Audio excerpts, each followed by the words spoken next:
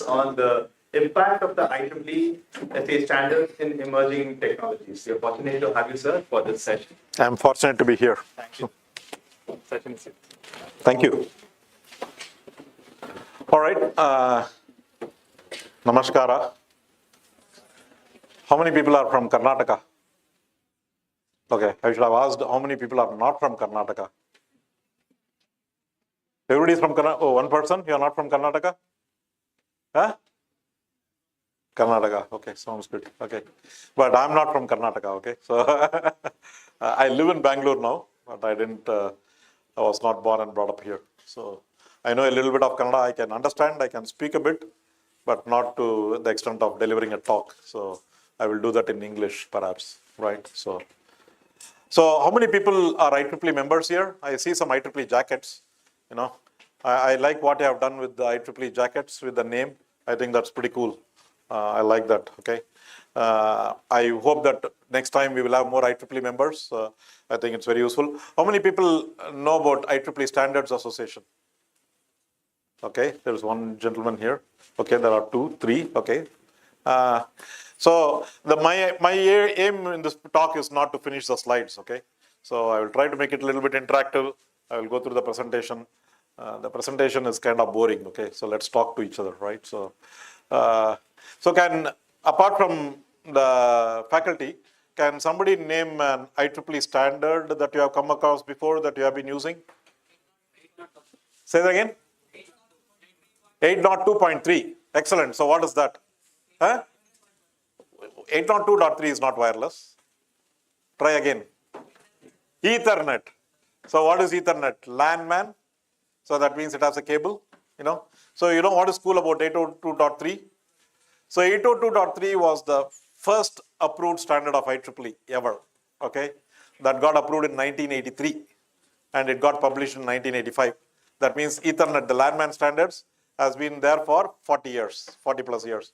Okay, it's strange that I heard the answer 802.3, which is kind of amazing, okay? I was expecting a slightly different answer. So you said wireless. So what is the wireless standard? 802.11. And also known as Wi-Fi. Super. Okay. Perfect. Okay. So currently we are in the era of Wi-Fi 6. We are almost publishing Wi-Fi 7, which is almost a couple of orders of magnitude greater than Wi-Fi 6. So it's all quite amazing what's happening in the world of connectivity, right? So imagine a world without Wi-Fi. You know, first thing I did was ask one of your students, what is the login and password for SJC? You know, I had very poor mobile network here, so I wanted to connect to the Wi-Fi, and it's been working pretty well. Okay, so this talk is about standards. We'll touch upon Wi-Fi. We'll a little bit touch upon other standards. I will try to make it fun. I don't want to go to sleep. I don't want to put you to sleep. Okay, so you know, interrupt me as much as you can. We will keep it interactive, right? So okay, that's me, right? So my background is engineering. I worked with Motorola and Freescale Semiconductors for 17 years, and now I'm leading the business operations for IEEE in India. Since 2012, I've been working with IEEE, mainly focusing on the standards game, right? So, but the last point is very important. As for the IEEE bylaws, the views that I'm expressing here, they are my personal opinions. They are not opinions of the IEEE, all right? So, I just want to make sure. Yeah.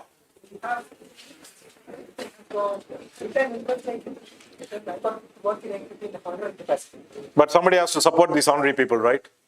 So we support the honorary people, but a lot of us also are from engineering backgrounds. We were volunteers before. So we have 70 people in our office. So 70 staff, they do a lot of back-end finance, a lot of voluntary support. But some people on the standard side, we work almost as close as volunteers. So we do a lot of business development. We work with companies to identify what are the gaps in standards, what is required, and see how we can bring them together in the IEEE platform. So yes, IEEE has, for people who are not aware, maybe next time I will put that slide, IEEE has 1,000 employees around the world, 1,000 employees. And, pardon? These are employees of IEEE. These are employees of IEEE. And then you have volunteers, which are 500,000 in number, okay? So the employees of IEEE support the volunteers, right? So here here to support the IEEE members, whether it's IEEE student members or professional members.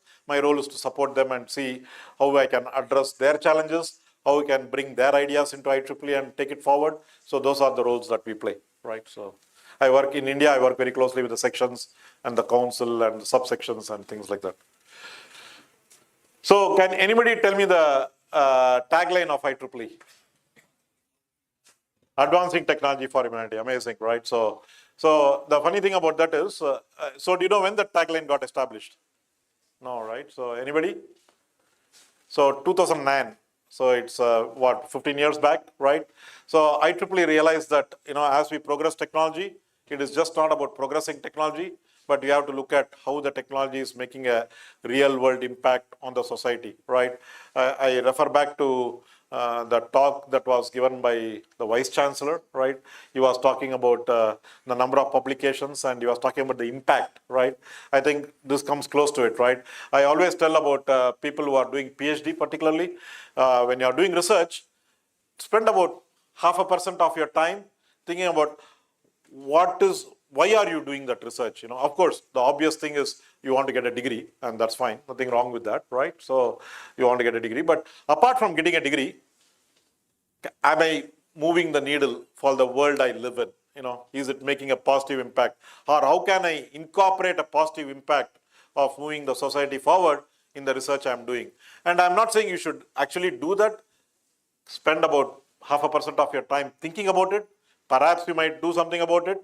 Perhaps you may not do anything about it, but the thought process will help you, right? So I always tell that to people who are doing research. I'm not a PhD, I didn't do research, but I'm always amazed at people who do that. So it's fostering technological innovation and excellence for the benefit of humanity. And we are a global technical community. So how do we do that mission statement?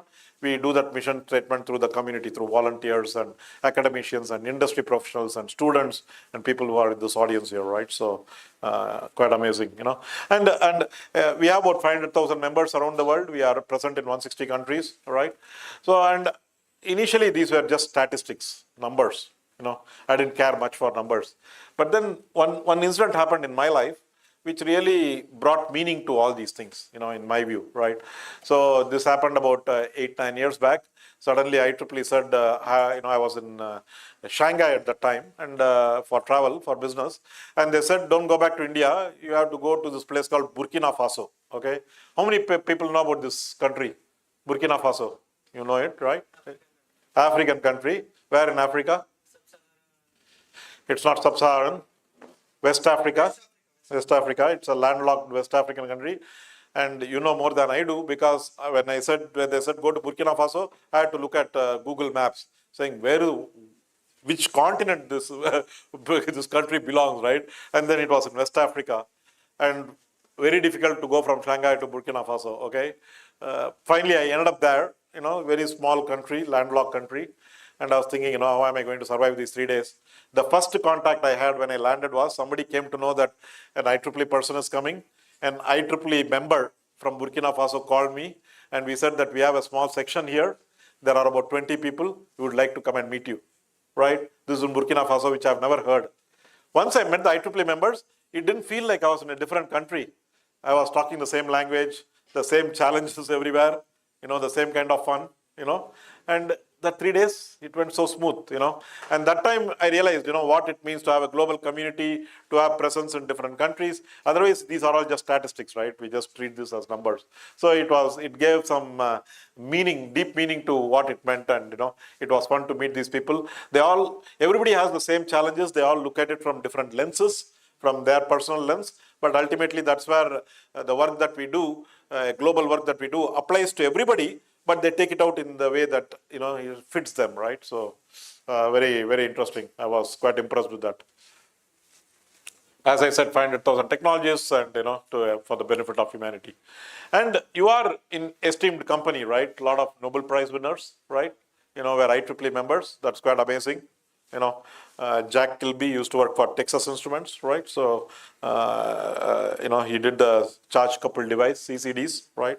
So quite an interesting, impressive list. Marconi and a lot of people, fantastic.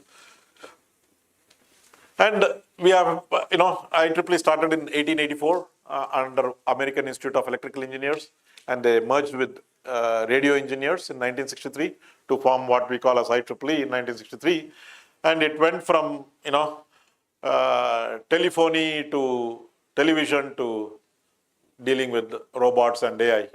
I think in 10 years or maybe 20 years time, we won't be able to distinguish who is human and who is a robot. They will all look the same, I think, right?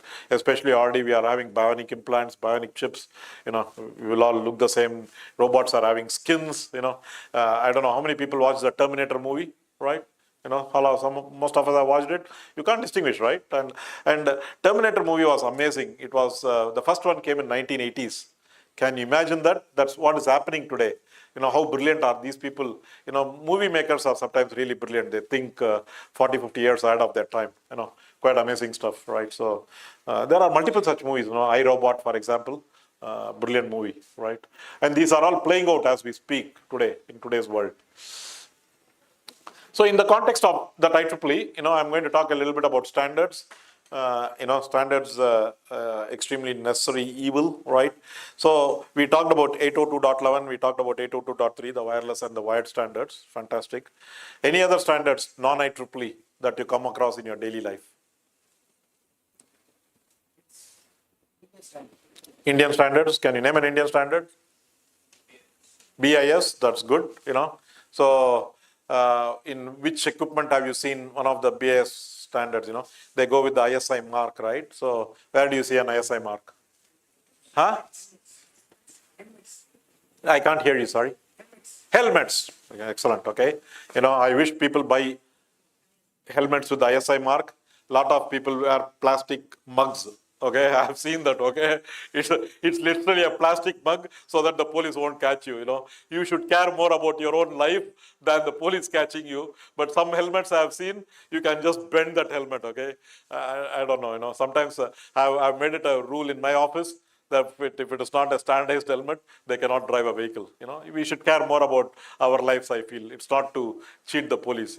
I think our lives are more valuable than that. But how we all think like that. I'm no different to anybody else. But it's interesting. Helmet is a good example. Anything else? How many people cook at home? Some people. I don't cook. Okay, so I will put my. So where have you seen ISI mark in a pressure cooker? Excellent. Okay, and pressure cooker also has a problem. Then you have the pressure cookers without the ISI mark. Cooker burst, all that stuff, right? So there are reasons why these standards exist, especially when it comes to these kind of safety things.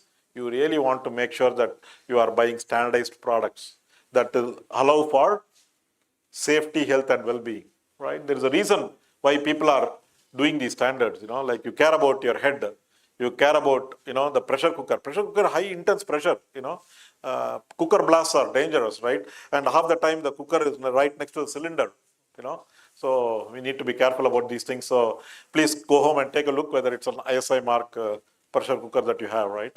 And now, of course, the Vice Chancellor alluded to that.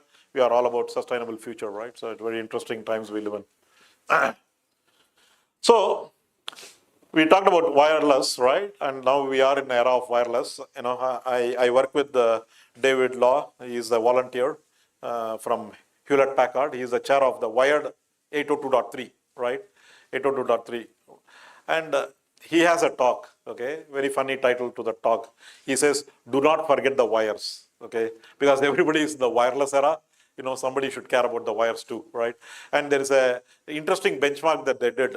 The wired standard is always faster because it has a wire, right? So, and the wireless catches up to the wired speed with a 10-year gap. So today, where wired is, wireless will catch up to it in perhaps 2035, right? So very interesting, But the funny thing about that standard, it's hundreds of pages, okay? And the whole standard defines how many people have seen that cable. We have all seen the Ethernet cable, typically orange in color or gray in color, right? It all defines only that endpoint, that plastic is there, which connects, and there are 4 wires inside that plastic or multiple wires inside that plastic. That whole standard of thousands of pages is defining how that 4 wires will behave. It doesn't talk about the cable, it doesn't talk about the thermal insulation, nothing, just that endpoint, quite amazing what it does. So talking of wired, right?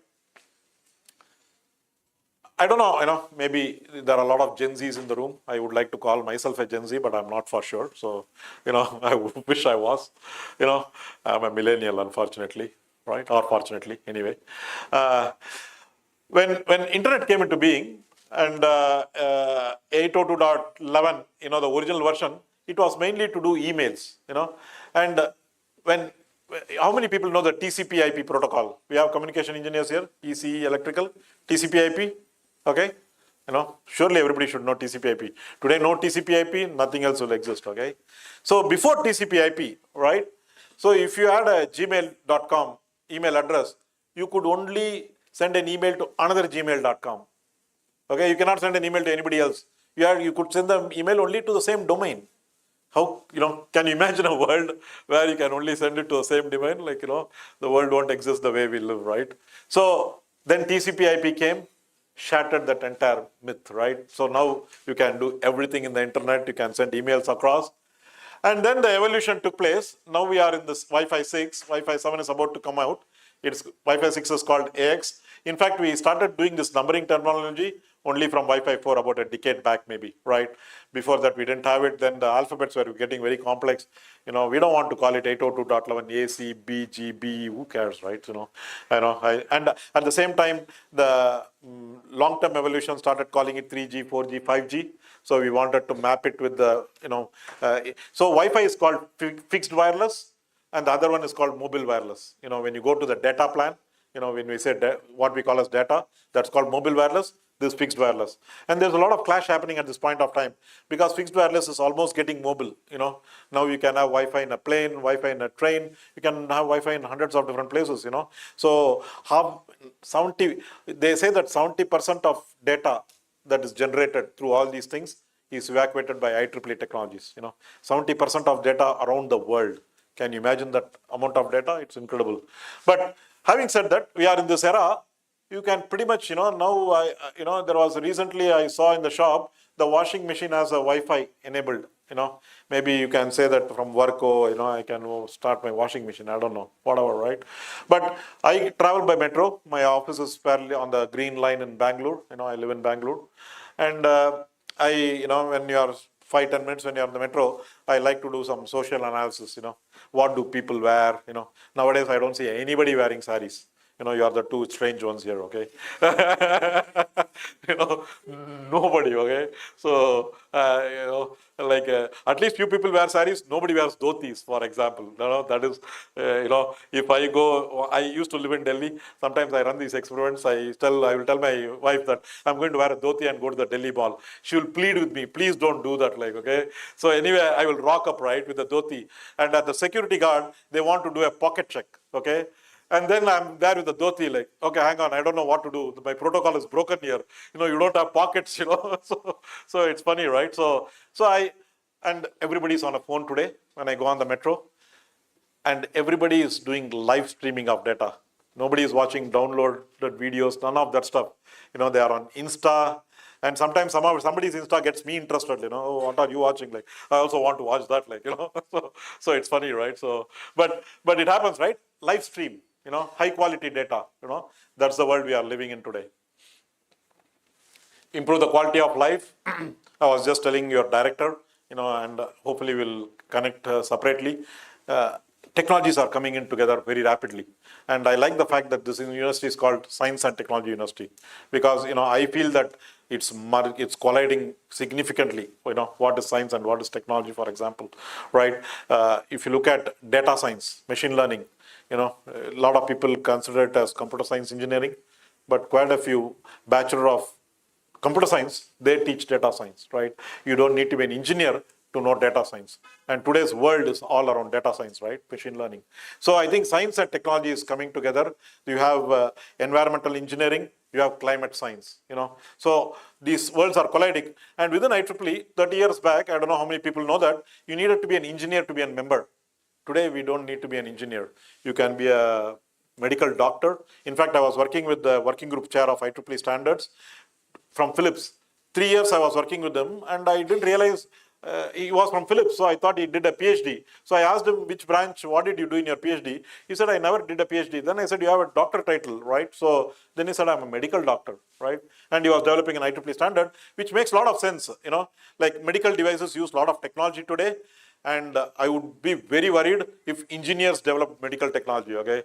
Then I'd be super worried, okay? I'm glad that doctors are developing that, okay?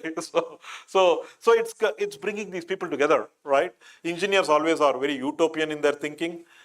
Utopian means that, we think that, okay, I will implement it this way and everybody will use it in the same way. Guess what? Nobody uses it in the same way. Everybody uses it in their own way, right? So when you do a technology, when you become an entrepreneur, you have to look at the use cases. You have to say that, okay, this is my idea, but people are going to use it in their own way, and you have to make it flexible enough for them to use it in their own way. Standards are similar, it has to be adaptable to the use case, to your backyard, right? So fun, I didn't realize Mysore still has power cuts, but that's okay. I thought, political rhetoric is very different. Oh, we have solved the power problem, So, this is the third time this power has gone on in 2 hours. Like, in IEEE, we don't notice it because we are permanently on generator. When I used to live in Ghaziabad, right? I was thinking like, how come there is no power cut? And then I realized there is no power at all. I'm fully on diesel, okay? So, crazy, right? So, anyway. So, IEEE is a very interesting platform. We do conferences like this where we bring people together to debate early ideas. Then we start, early ideas get adopted, people develop products, and then when you have many companies developing products, you get into a competitive R&D space, and then you need to get into development and deployment. Typically, you see a lot of standards in these last two phases. In the research phase, you don't see standards because it's early research. But having said that, we are seeing standards coming out in these areas on certain places, okay? So I will tell you, give an example, right? How many people know quantum computing? Somebody working on that space, quantum? Computer scientists might work on it, right? So when new technologies are coming in, the kind of standards we are developing is not on the technology side, but on the taxonomy, on the definitions, When I say something, can the other person understand and take it the same way, right? So those kind of foundational standards are coming here in the conceptual and pre-competitive phase, but really deep product standards we are seeing in the product development lifecycle. Because why is that the case? Because typically researchers don't care about standards.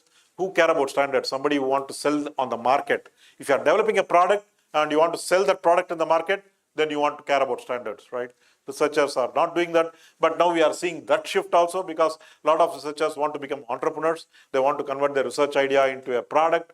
And if you want to do that, guess what? You need to play the standards game. There is no two ways about it, right? So, you cannot say I have the greatest idea, I want to sell it to your system, but you have to change everything in your system. They will say your idea is great, but I'm not going to do that, right? So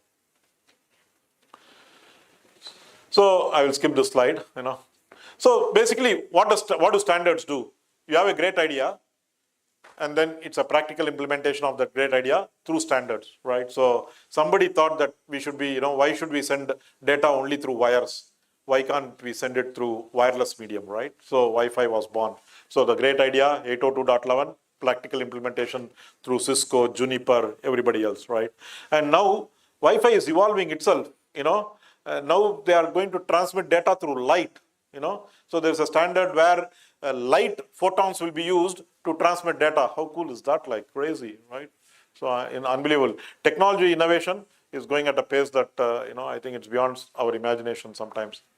So what makes standards complex? So you have technology. At the end of the day, you have a product. The product is developed on a technology. So we accept that. You have economics. I said that, if you're not selling your product in your market, what is your business in standards, right? There is not much of business, right? So economics, you are there to make money. That means that, I want to know how the standards is evolving. I want to make sure that if others are implementing the standard, I'm implementing the standard so that we can talk to each other in that ecosystem. And then, of course, today, the big dimension is politics, Politics is playing a very huge play. And it is just not politics. When I say politics, not in the kind of context we are used to. I'm talking about government agencies, regulatory bodies. For example, everybody knows cloud computing. We know cloud technology, right? So when cloud got adopted in India, there was a regulation which says that financial data should stay inside the country, right? The cloud is not about inside the country, outside country. Cloud is cloud, right? And then they had to fix the standard to make sure that they are addressing that kind of regulatory aspects. So it's a kind of an intersection of all these three. So that dynamics are extremely complex. Complex can also be interesting. The dynamics are interesting too, right? Okay, some pictures, otherwise it gets too boring for me, So what do you see in the slide that you like? Free Wi-Fi, excellent, right? So I saw that this picture I took, okay? I took this picture in 2012. 2012 was the year I joined IEEE. I was in Kochi. Anybody from Kerala? Wow, nobody from Kerala? That's interesting, okay? Mysore is not too far away from Kerala. I'm surprised. Anyway, so this I took in Kochi. I was at the Indicon conference in 2012, and this kind of caught my attention. So I went and spoke with that person, right? The tattoo which was serving some fried fish and some coffee, tea, whatever, right? So I asked them, what is this? They said, I don't know what it is. That guy said that if I put free Wi-Fi, people will come to the restaurant. I said, great, like, okay. So, but that's the power of the brand, the fact that you put free Wi-Fi, he doesn't know it's IEEE, he doesn't know what Wi-Fi does. Probably at that time in 2012, he didn't have even a phone, or maybe not a smartphone, right? But he realized that if you have free Wi-Fi, then it attracts people, right? So, okay, let me go on to the next picture. Okay, what are people doing here? What are my two daughters doing here? Have people seen this? Huh? Katti. Katif. If you are in Delhi, they say Katif. I don't know what they say in Bangalore, okay? So Katti, I don't know, that means that I don't want to talk to you, particularly girls, right? So even friendship breaking, they don't even say breaking in words. They will say this, okay? They don't want to even say words for that, okay? So we are in Delhi. These two are my daughters. They will get upset that I destroyed their privacy, so I took their faces off. So I had a camera, and they fight all the time, okay? So they did this, and I didn't know what that meant. And then I asked my younger one. Younger one said, I cannot talk about it. Like, so what's happening? I'm angry with her, so I did this, okay? So not talking to each other, I call it an interoperability challenge, Systems have to talk to each other. My phone has to talk to your router. Your laptop has to talk to your router, right? If they say, I don't want to talk to each other, the world will stop, right? So that is called interoperability. How do we build system of systems where all the systems are talking to each other? And that doesn't happen by magic. That happens through standards. We take it for granted, but it happens through standards. In this room itself, there are wires there. You can't see the wires. It's all connected, either wired or wireless. And these things are developed by standards. You can go to an electrician shop and you can say, I want to buy a wire, and they will know what you mean, because that wire is being designed to a specific standard. It has certain thickness, it has certain insulation, it has certain type of copper, right? These things we don't think about it, but we really, we use it daily, right? How many people, first thing they do when they get up, look at Insta or WhatsApp or something? In fact, our alarm clock is in the phone, right? So, we get up, we do all these things. We are so integrated with technology today, right? And those technologies are built by standards. So this is about Katti, So I have a couple of more pictures. I will come to that, okay? So now, and somebody has to keep a time check, okay? I will keep on talking otherwise. So why do we need standards, okay? So there are a few interesting things, okay? So one of them is competition, So what happens? We talked about interoperability. That's another reason why we need standards. Today you go to a shop and you want to buy a cell phone. You don't ask the shopkeeper, will this cell phone work with my router that I have at home? You assume that it will work, I think Professor Iyengar talked about Alexa. You buy Alexa, you just connect it and you expect that it will connect, right? We don't worry about it. You buy a smart TV, we don't worry about it. And why don't we worry about it? Because we know that whatever protocol it's using, it's based on proper standards, and these standards allow these devices to talk to each other, right? So interoperability is a very, very major thing. Apart from that, now what happens? Let's talk about competition, right? So when you develop a standard, then what people say, okay, somebody had a bright idea, I can send data wirelessly, right? So somebody said, okay, let's consider that idea and create a standard called IEEE 802.11. Now when IEEE 802.11 comes, then everybody says, okay, I can build a chip that provides that functionality, which communicates data wirelessly using IEEE 802.11. So what does that mean? Now instead of one person with the idea and having a product, now we have 100 people. They don't have the idea, but they know what the idea does through the standard, and they can implement to that standard. So now we have 100 people in the market providing the same functionality. So what does it do? It increases competition. And what does increased competition do for the price? What does it do? Huh? Pardon? It will decrease. It reduces the price, right? So competition is good. It will reduce the price, and that's driven by standards. But why does this person with a brilliant idea want to do a standard? You might think if it's going to reduce, right? And if it's going to increase competition, why am I stupid enough to go and make a standard out of it, right? The reason is it will increase the market size, right? So yes, it will increase competition, it will reduce the price, but what you gain is an increased market share, okay? And since you had the idea, you had the product, you have the time to market advantage. So when you have the time to market advantage, when others are busy implementing that idea from the standard and building a product, you're already selling it into the market, right? So you have the time to market advantage, you increase the size of the pie, and you try to capture a bigger size of the pie, right? So innovation, extremely good, So I heard this story from somebody. How many people use Uber in their apps? We all use Uber, right? Daily, Oh my God, like it has solved so many problems. I come from Madras, okay? I'm very scared talking to auto drivers, okay? It's almost a fight, right? Then came Uber, then nobody has to talk to anybody, okay? So we just say pin, exchange the pin, and we are done. So does anybody know the story of how Uber came into picture? So it was, Uber was developed by two people from San Francisco, Silicon Valley. We all want to go there, right? So, so they were in Paris. This is a story I heard. I don't know how far it's true, but it's a fun story anyway. So there is a very famous, a bar or a lounge called Moulin Rouge in Paris. Okay, so these two people came out of this bar or this lounge, and at 2 a.m. and they couldn't find a taxi, right? And then they said, I wish I can call for a taxi on my phone, right? And they just laughed at it. They went back. They didn't do anything. Next time they came back in a year or 6 months, whatever, same problem. But this time when they went back, they said, let's develop an app, And the first app that was developed was a limousine service. So in US, when they say limousine, that means that a driver drives the car. It doesn't mean that it's a big car. It is just means that you are not driving the car, somebody else is driving the car. So they had about 10 friends come together. All these 10 friends were connected, like the way we call for bikes today or car rides today, right? So these 10 people were connected. So they said that if I need help, I will call one of you. Whoever is in the area can come and pick us up, right? That's how it started. And then somebody said that, hey, this is just will be useful for everybody. And then they published it in San Francisco, and you blink your eye, it's there everywhere, right?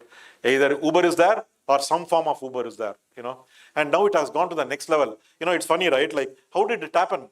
Because of a standard called GPS, location services. You know where the car is, the car knows where you are, the address is there, solved all the problems. And then what has happened now is when you go to a country like China, their app also translates the language. So when I talk to the app, I type or talk in English, the app will translate, it will send it to the driver in Chinese, the Chinese guy will talk in Chinese, it will come to me in English. No problem at all, right? It's incredible, and then a lot of innovations make my trip, fantastic. Performance, sustainability is another core goal. It grows the market. I talked about the share of the pie. It builds confidence. We talk about the helmet, the pressure cooker, right? When I see the ISI mark, how many people buy gold here? Some of us do, sure, right? Either as an investment or as a jewelry, So what does gold carry in it? Hallmark, BIS Mudra, hallmark, right? You want to know that that hallmark is there, right? So we may not know what it means, but we know that if the hallmark is there, that's good gold, right? And that is the confidence it brings. You don't have to know what it does. You just need to know, okay, somebody has verified it, and if I see that seal, if I see that symbol, I'm good with it. Some phones have the CE mark at the back, right?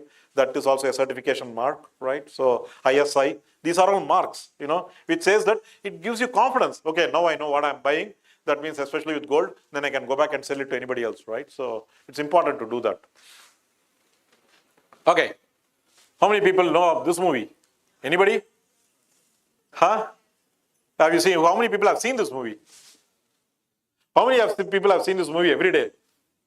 Okay, not every day, but yeah. So Rush Hour, how many people do not know Rush Hour? I recommend you to watch it, okay? Brilliant movie, okay? So, funny movie. So, can you tell me what's happening in the scene? Uh-huh. Uh-huh. Exaggerated little moments so that we can understand. Okay. But he will reply in English. He will reply in English. Okay, you are almost there. So, one of the questions I always ask, okay, in the slide is, can you name the two people? You say that. How many people know Chris Tucker in this audience? Yeah, two people. How many people know Jackie Chan in this audience? Exactly. And how many people recognize Jackie Chan in that slide? Everybody? Yeah? You can't even see that face. So if, when I show this slide, they will say Jackie Chan and the other guy. Okay? And Jackie Chan you can't even see. Right? So that is the power of the brand. You can see the back and you can kind of see. You don't have to see the movie. You just see that, you will know it's Jackie Chan. Right? Amazing. And the reason I say this is, good technology is built around standards. You see a phone, it doesn't have to have the iPhone logo, you will know it's an iPhone, right? These things are good technologies that are built on solid standards, and then you can recognize this. So that is one aspect of the brand, is one story. The second story, you kind of alluded to that. Chris Tucker is saying, can you understand the words coming out of my mouth? That's what exactly he's saying, right? He thinks Jackie Chan doesn't know English, right? So it goes back to our interoperability challenge. If two people are talking to each other, if they cannot communicate, if they cannot speak the same language, then, when we are stuck in our mind, when we say language, we think about English, Hindi, Kannada, Telugu. But computers use their own language. That's called protocols. Computers use protocols to communicate. That means that when I'm defining a protocol, they will say, usually when you are a designer, an engineer, they will say, which protocol are you using? What are they actually meaning? Which language are you using, right? Then both devices has to use that protocol. They will connect using that protocol and they will understand each other, right? So fun stuff, I'll skip this. Within IEEE, broad and deep, you think about anything. We talked about the VLSI conference, nanotechnology. We have standards around life sciences. I do not know whether you know, there is a society in IEEE called Engineering in Medicine and Biology Society, right? EMBS. So we talk about biology, we talk about medicine. As I said, a lot of medical professionals work with us. We talk about clinical trials. We talk about digital mental AI health, a lot of evolving areas that are coming in. And of course, some of the classical ones like power and energy, and of course, robotics and AI, it is there everywhere today, right? So I'm going to skip this slide, Okay, you can see better here than there. So today, and I'm going to wrap up my talk in the next 5 minutes, if you will allow me, right? So there was a prediction that in 2020, 50 billion devices will be connected. In 2020, 50 billion, okay? I saw that number in 2013, okay? And this was through my previous company, Freescale, right? Or Intel, my competitor, okay? So then what I thought was 50 billion seems like a crazy number. 50 billion is too much. And then, how many people have gone through airports? You have traveled through planes, some of us, many of us, right? So you have the security check. People will put two phones, one smartwatch, one laptop, maybe a tablet, perhaps a camera. One person, 6 devices just on himself. Then you go to their person's homes, then you have an Alexa, you have other people with other 4 devices. In my house, and I am not a very technology savvy person, have 30 connected devices. It just creeps in. You buy a fridge, suddenly the fridge has Wi-Fi that you don't know and you don't want or you don't care. And they will say, no, the Wi-Fi fridge is cheaper than we pulling out the Wi-Fi from the chip, right? So washing machine has it, television has it, everything has it. The only thing without Wi-Fi is probably the mementos you are giving, the plant, okay? Soon that will also, if you put an Apple tag, then I can say, where is my memento, okay? So interesting, right? Billions of devices. Then 50 billion doesn't sound like a staggering number. It all becomes very real, right? And many application domains. 10 years back, I was called by Arvind Mills. Do you know Arvind Mills? Anybody? Textile company. When they called me, I said, what does a textile company want to do with IEEE, right? And then embedded sensors, medical doctors, nurses, they do sensors within car seats, right? So they are selling car seats, right? They want sensors. They wanted to understand standards. They are integrating technology. In fact, there is a very interesting story. How many people have heard the term metaverse? Augmented reality, mixed reality, people wear this thing and all, right? So when you want to really get better at those technologies, there is a standard we are developing called 3D body processing. That means that your body, they are taking a digital twin of your body, posture, how you sit, how you stand, everything, okay? And, the first meeting of that particular 3D body processing working group was held in New York, in downtown New York, in Times Square, in Victoria's Secret. IEEE and Victoria's Secret. How crazy. Can you imagine that? IEEE working group meeting in Victoria's Secret? Like I was thinking, what has the world come to? But anyway, but what I'm saying is that technologies are getting integrated, right? People you think, even if you produce plastic bucket, right? Your factory has IoT integration, right? So either your end product has IoT or your factory automation has IoT. So you cannot get around this problem, right? So, you are in a world. And then, of course, different business approaches, right? We talked about Uber, UPI, the India stack, amazing, the business approach. Today, I don't carry a wallet when I travel. I just don't need a wallet. We have the ID on our phone, Digi Locker. Then you have Digi Yatra, right? Then you have UPI. Between the three, you are all set. Just make sure you don't lose your phone. Then you are not set at all, you are dead. Okay? From set to dead, 10 seconds, okay? So, we solve one problem, create 4 more, right? So, list of practices, not too funny. Trust, identity, privacy, protection, security, and safety. You know what these things mean? These are all not functional features, right? When you are developing a product, we want to talk about power, we want to talk about performance, we want to talk about latency, we want to talk about all those things. But when you do those things, we want to make sure that when my data is getting over a wireless channel, I don't compromise identity. I don't compromise on security, right? Aadhaar card breach. Your data is getting hacked. I want to make sure that those things are not happening, right? So we are taking what we call as non-functional requirements. Non-functional means it doesn't change the functionality of the chip, but it's very, very critical. In fact, today's world, they are saying that 50% of your product design goes into making sure that your non-functional requirements are met. Only 50% on the product requirements. The non-functional requirements, other 50%. How crazy. But I can imagine, right? I want to make sure that if I'm getting a medical device, if somebody is doing a heart implant, right?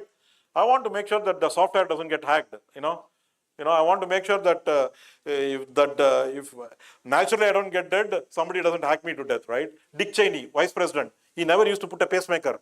He was always worried that somebody will hack the code, right? Crazy stuff, and it's real, So we are taking this very seriously at this point of time. That's what is called as building trust in systems, right? So 802, a lot of different standards, 11073 is all about medical. We have a lot of energy standards, You need to upgrade your displays. A lot of displays are getting merged here, Like there's a big difference between this display and that display, right? So I will skip all these things. Who can participate in standard? Anybody can. Everybody can, right? All you need to do is an interest, and you can have an idea. You can come there to learn. You can come there to contribute, because it's direct participation, broad consensus, so all the good things, right? As I said, civil society, research associate, consultants, consumer, academia, everybody. Open membership, right? Any individual or organization can participate, any industry or size of company, right? As I said, it's very interesting, right? Somebody said this three laws of security, right? They said anything that is connected to the internet can be hacked. And then they said everything is connected to the internet. Okay, so that's the world we live in. And I said, right, security features 58% of the time in a product hardware project design, right? Incredible, You talk about emerging technologies, several emerging technologies. You talk about an application. Let's take a car, an automotive. You will see almost, not a car, but an automotive mobility. You will see almost all these coming into the one application. You have AI in your car today. You have ADAS, right? Then you have integrated devices, next-gen communication. I have Wi-Fi in my car. Then there is something called federated blockchain. They want to do firmware updates to the car, right? But how does the firmware know that it is doing the right update to the right car, to the right person? Blockchain comes into picture, right? So then ADAS, electric vehicles, couple of these things don't apply. But precision agriculture also, today, if you go to agriculture farming, there is robotics. There is no person. Precision agriculture, not through humans. Humans can't do precision agriculture. So you look at all these things, metaverse, augmented reality, a lot of cars now have heads-up display, right? What used to be in the movies. How many people have seen Iron Man? Everybody. Thank God I got a movie right. So Iron Man, right? What is so cool about Iron Man? Half the time, John Jarvis, who is the hero? Robert Downey Jr. Okay. Current trend, you are good. Okay. So so you know what the producer told the director of the Iron Man? He said, because Iron Man, half the time, Robert Downey Jr. is wearing this mask. Okay. And then the producer said, I've spent millions of dollars paying Robert Downey Jr. to act in the movie. Don't cover his face with a mask. Okay. So then I can put anybody if the face is covered with a mask. So they had to design, if you go back and watch Iron Man, you will see that when they show him with the mask, they will have a little bit of data, but you can see Robert Downey Jr. It was very cleverly designed because he said that I'm not spending all the money for you to put a mask, right? So, but what I'm trying to say is, at that time, what is that? That's AR, VR. That means a digital display of real world scenario, right? So gaming is happening, sensors, interoperability, cyber security, all these things are emerging, but one application actually does all of these things. Last couple of slides, we are implementing Wi-Fi across villages in India. We empowered 200 villages and 100 schools, primary schools, government primary schools in disaster-prone areas. Using Wi-Fi, we upgraded that last year. We did that as a project, and FKCCI, they also recognized it and they gave us an award. How many people know that we have Wi-Fi in space? How cool, right? 11 Wi-Fi access points in space. In fact, there is a quote, I don't know if you can see that. It is hard to imagine the space station without Wi-Fi, from NASA, from the International Space Station, Super cool, right? In fact, this was very cool. Wi-Fi connected vehicles in space for the first time on the Japanese HTV-9 cargo transfer vehicle operated by JAXA. They demonstrated a high-def live stream using Wi-Fi. Super cool, And this was at Wi-Fi 4 technology. Today, we are in Wi-Fi 7, right? It's all built on open innovation. Windsurf, who was the founder of, I talked about TCP/IP, Standardization is the enemy of creativity. I think it's absolutely to the opposite. I agree with that. It allows people to become creative, right? And the Intel CEO talks about the power of standards and allowing innovation and interoperability, right? And it allows for career growth, A lot of people don't realize, and I'm not, I admit it. When I graduated out of ISC had 3 communities when I went to ISC. It had a Bengali community, it had a Tamil community, it had a Telugu community, right? Nobody spoke English except the professors. So when I graduated from ISC, I could not speak any English, okay? Like freaking zero, right? And then they said, go and present your student paper. IEEE had a significant role to play in how I communicate, how I interact. And when you talk about standards, very political, a lot of fights, How do you manage these situations? How do you become savvy in addressing diverse viewpoints and bringing them together around the table and achieving consensus? Those are all soft skills that the universities don't teach, but those are the things that IEEE, platform like IEEE does, right? So, and that's my LinkedIn code for people who want to connect with me on LinkedIn. I keep posting every now and then. You can comment on it. You can reach out to me on LinkedIn or otherwise through my email. But I will wrap it up here. Any questions I can take if there is a time for a minute or two.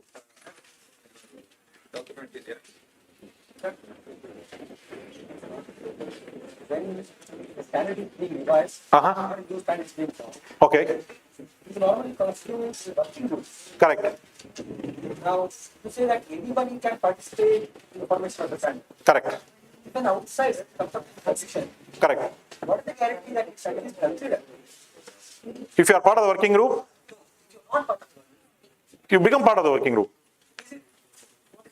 What is the guarantee that it should be taken into the working group? You reach out to me. I will let you know. Okay. I don't want to hold everybody there, but it's a good question. You can go to the standards webpage, there is a say, show your interest to participate. You sign up there, you become part of the working group. That's all it is. You don't need to be a member also.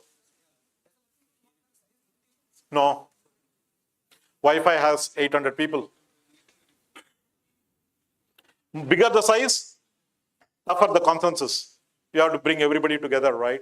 And not everybody will contribute, Like it's like a kacheri. If everybody sings, somebody has to listen, right? So some people will sing, many people will listen, and some people will critique. They'll say, what's stupid, that person didn't sing well, So all of that will be there. And some people will say, I don't want this kacheri. They will be there to block the standard. All of it will be there. Good fun. Okay? Thank you. Thank you all.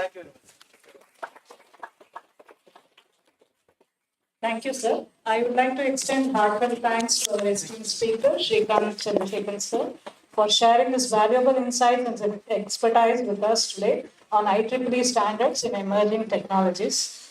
Sir emphasized on how standards improve quality of life and how standards have become the bridge between great ideas and real innovations, and how it is benefiting for our career growth. Sir, your presentation was informative, engaging, and thought-provoking. We are grateful for your time and effort. Thank you, sir.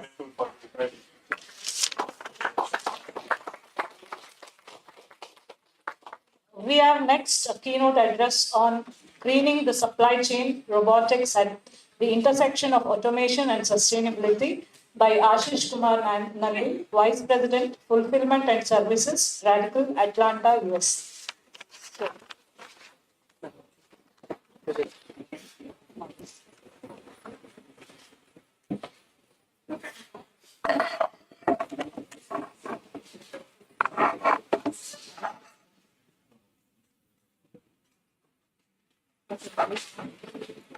So you can make use of slide more. Yes. Laser focus.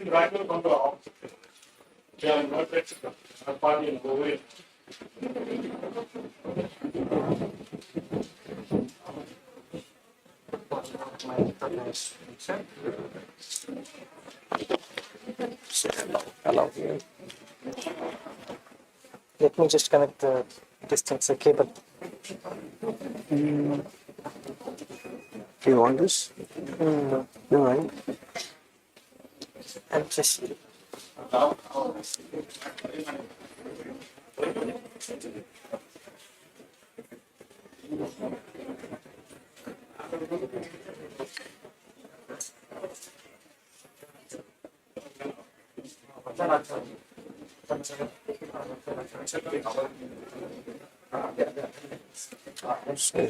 Yeah.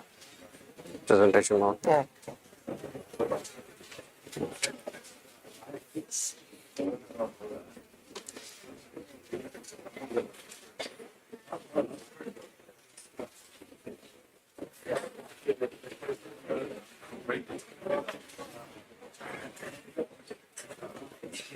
Um,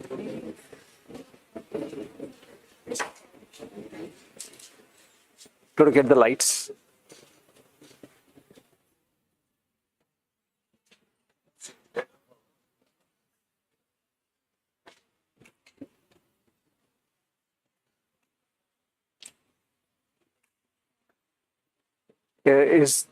Good, thank you. Is this visible for you guys? Because while I was watching the previous presentation, there's a lot of light here, right? All right, I'll get started. Good afternoon, and I know I'm standing between your lunch, right? And you've been very patient. You've been here from morning. Yeah, and it's not easy for you guys to focus and concentrate. I'm sure about that. Okay. Can you guys hear me? Can I get a thumbs up if you guys can hear me? All right. Yeah, I know I've been introduced, but just quickly, I see myself in you guys because I am an alumni of this college. I'm a 1999 pass out, been in the industry for a long time. I think a lot of distinguished speakers spoke about academia and industry, right? I think that's important because I feel you guys should be fortunate to listen to so many esteemed speakers because they're sharing the experience, right? And that is what shapes your mind, your thoughts. Definitely, engineering is important, masters is important, PhD is important, but end of the day, how do you apply, right? How does business come along? How do you apply what you've learned to business? Correct. That's the key for me. Right? That was my missing piece. Frankly, honestly, when I graduated, obviously I came from it's called E&I now, but it was instrumentation technology when we started, right? And as you can see, I'm not in instrumentation technology. I'm trying to get back into it, by the way, right? Obviously, went into software. So I was with Manhattan Associates. It's a world #1 global. If you've not heard about it, they the #1, and there's something called Gartner that rates supply chain products, and it rates every product. So it's a #1 company in the world building supply chain software, right? Both from planning to execution. I was there 20 years. And I've visited 25 countries in terms of with implementations for the product of WMS, which is warehouse management systems. They also have transportation management systems. Why I say that is because I do come from Mysore, right? But end of the day, I had my calling in supply chain, right? It's not software. As you can see, computer science, right? I was not a computer science graduate, but obviously, got opportunities in supply chain. I took it with both my hands. And end of the day, using that experience, degree definitely helps. But again, what you do, what you think, and how you apply, I think those are things which are very important. We spoke about innovation as well. I was director of research and development at Manhattan Associates in Atlanta. Was there for a while, like I said, 20 years. But innovation is the key, guys, right? No matter what happens here, innovation is the key, and it's an idea. Right? Today, that's what I tell everyone.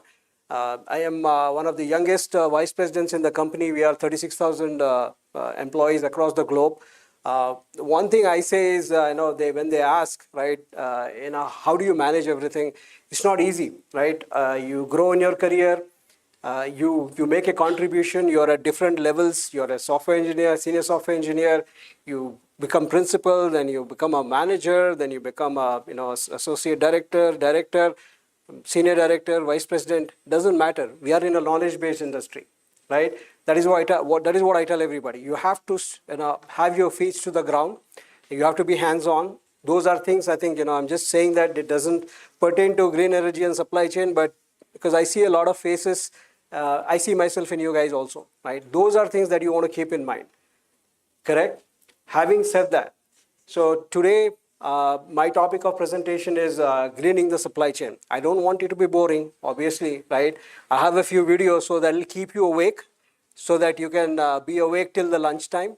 Again, at the same time, I want this to be very interactive, right? Because I deal with supply chain day in, day out. I have a large team that works on this. Like I think my introduction, somebody said, more than $1 billion of inventory my team manages and handles from a technology perspective. I don't know if you have heard about distribution centers, warehouses, right? Because you're using Amazon day in, day out, right? And you expect delivery. I see Blinkit, right, delivering in 10 minutes. That doesn't happen in US, by the way, right? We don't get anything in 10 minutes, 20 minutes, 30 minutes, right? So definitely there is a lot of supply chain excellence here, right? And there is a big market for it. But again, from a US, I lead North America technology team, and we do have a lot of distribution centers, warehouses, right? That is what my focus is today, and we use a lot of robotics there as well. So from a warehousing perspective, right, when I say 1 million square feet of warehouse, what does come to your mind, right? What do you think about it? When I say 1 million square feet of space, right, don't say marriage hall, okay, anything outside of that, 1 million square feet of space, what do you guys think, right? How big is that? Any idea? Any guesses from the crowd? Audience, any guesses? You can compare it to a cricket field if you want to, right? Because I have that answer ready, that's why I'm asking. Right? Typically in US, we say football fields, but what about you guys? Anybody wants to take a crack? Any number, throw any number. Let's see. It's about 20 acres. Hey, you're close. Acre-wise, you're close, but how many cricket fields? 50 lots. 50 lots. Good try. Anybody else? Let's keep it interactive, or else you'll fall asleep very soon, right? Anybody? I don't know the measurement of this campus, so sorry, right? Might be, right? So I'll give the answer, right? We don't want to keep you waiting. So we are actually, I think overtime as well. So it's 23 cricket fields, right? A distribution center. Now imagine, right? That's how big it is. So obviously, there are thousands of warehouse workers who are working, right? There is a lot of machinery going around, the whole facility. I'm talking about kind of a million square feet is kind of standard. If you are able to visit a Nike facility, it's the fourth largest building in the world, all right? And it's humongous. You need a bike to go from one place to another. That's how big it is. I mean, for a million square feet also, you would need at least a golf cart. But I think that is 4.5 or 5 million square feet of facility. So this is what I'm talking about, right? Because when we talk about warehouses, I think in India also we are getting bigger warehouses right now. Like Amazon is bringing that. I mean, we see that, right? Amazon is bringing a lot of automation, right? Awesome robotic automation in Amazon. In US, they do allow us to visit these warehouses, right, as visitors. If you guys get a chance here, please do visit, right? You will exactly see what you're learning and how is it applied. Lot of robotics, right? Excellent robotics. That is why you're getting your, we have this prime delivery, right, within 2 days. In US, they do deliver within 2 days. Sometimes they deliver in 1 day, right? So, a lot of that will make sense. All right? Make sense? No one's bored yet? All right. This is the agenda, right?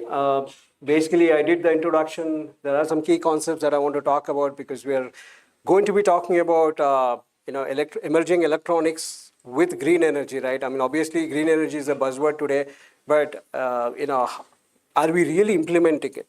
Right? That is important, end of the day, right? Because I see Europe, I just was in Europe for a while, so I see Europe is actually embracing it, right? A lot of EV vehicles, they're very conscious. I mean, if you go to Netherlands, if you, take a train ride, you'll see a lot of windmills, right? I mean, Ireland, Scotland, all those places, they have windmills. Amsterdam also, while I was visiting, Brussels, right? A lot of windmills, right? And we are harnessing the power of the wind. Correct? So that means they want to go towards near term at least be green in terms of energy itself, right? Because I think that's the biggest consumption, right? You guys agree? Energy is the biggest consumption. If you look at even on the streets when you're driving, right? When you're sitting in the traffic jam, that's the only thing I worry about is how much of diesel and petrol is being burnt, right? That is almost fossil fuel that you're burning at the end of the day. Obviously, we are not there yet, right? I think there's a lot of big EV revolution here in India. Obviously, Tesla is just coming in. I know it's in Mumbai right now, right? But again, Tesla started that in US a long time back, right? Now there is a lot of adoption. There are other players also coming in. But again, end of the day, I think, we are not fully there, right? Maybe we are 10% there, not fully there. We have to get there, right? If you want clean energy, if you talk about renewable energy, green, right? Being green energy, I think that's very important. We will have to make sure that we go towards it. It's expensive, right? That's the other problem you have. Why there is no adoption, right? The reason is because it's expensive, right? We have to bring the costs down. I mean, from a US market perspective as well, Tesla is trying to bring the costs down. There are other players coming in now with General Motors, Chevy. I think we're getting a lot of vehicles that will probably cost less. There were subsidies, but they are going away, unfortunately, right now in US. Right? But again, we have to encourage that. Right? I see, India, a big market. There's a lot of adoption, but it will take time. At the same time, I think, our consciousness should be towards that. That's important. Right, I just, this is more just to say, how warehouse and green energy is connected, right? It's a commingling or the intertwining. because when I talked about warehouse, a millions, square feet. So from a radial perspective, I manage around 25 distribution centers. From a technology perspective, it includes obviously all of North America. We are almost there in many states. I think close to 23 states. Plus, we are also in Canada, right? That's radial North America. That was earlier known as eBay Enterprise, by the way. So eBay will probably stick with you guys. You guys use eBay, right? So eBay Enterprise kind of was hived off and sold to at the end to Belgium Post, right? So Belgium Post is a 250-year-old company. It's a government organization in Europe based out of Brussels. In Europe, again, we have close to 100 distribution centers, right? In Europe, it's not that as big, right? As big as US, every facility is 250,000 square feet or 300,000 square feet. There are a lot of sorting centers. Postmen deliver posts. So that's the business, core business that bpost does, right? Like how you are India Post, right? You have, I mean, when we were growing up, we would wait for our passports or letters to come. I mean, those days are gone almost right now with all this email and all that, and that is good. That is digital transformation, right? That is what we want. Even in US, we rarely see postmen anymore, right? We only see packages being delivered, right? I mean, there are a lot of synergies there. Uber is delivering packages, Lyft is delivering packages, Amazon themselves have their fleet who are delivering packages. So we are moving towards that world. So obviously, bpost is also trying to get in that space, all right? So again, the synergies are, I mean, you guys know this, I don't have to explain, right? Battery technologies, solar, I mean, turbine, wind, right? I mean, anything you name it, because warehouse does consuming a lot of energy, right? Because in the past, if you have to drive a forklift, it was not battery powered, right? If you guys want to get an idea about forklift, that carries heavy machinery within the facility, right? I do have some videos, right? It will not maybe it is right here. Okay, something similar to this. You are seeing this if you can follow my arrow. This is exactly what a forklift would look like. It's a robotic arm at the end of the day, but it lifts heavy products, right? I mean, typically, what do you use a warehouse? Warehouse is for stocking inventory, right? And what do you mean by inventory? It is items, right?